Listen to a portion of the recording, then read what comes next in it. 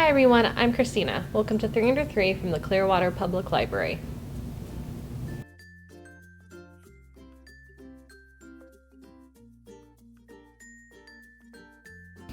It's not Halloween yet, but it's always a good time for horror movies, and today I'll be bringing you 3 great old school horror movies that you can watch year-round.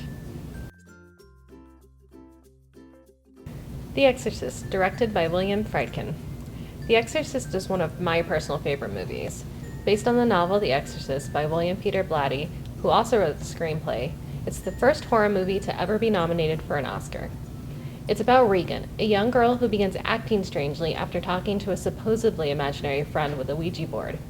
Unfortunately for Regan, this imaginary friend is actually the demon Pazuzu, and as the demon takes more control of Regan, it will fall to Fathers Marin and Carras to save her soul. Night of the Living Dead, written and directed by George Romero. Night of the Living Dead was the first horror movie to cast a black actor as a main character. A group of people take refuge in an old farmhouse as flesh-eating undead monsters ravage the countryside. Considered one of the most iconic horror movies, Night of the Living Dead was the first zombie apocalypse movie, giving us a new genre of monsters to fear. Nosferatu, a symphony of horror, directed by F.W. Murnau. This 1922 silent film was an unauthorized adaptation of Bram Stoker's Dracula.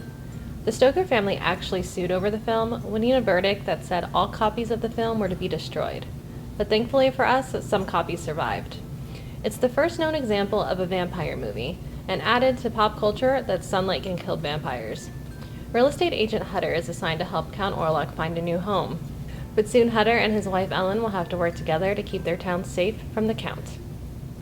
That's it for today's video. We hope you enjoyed our 3 under 3 old school horror movies from the Clearwater Public Library. Be sure to like and subscribe, and I'll see you next time.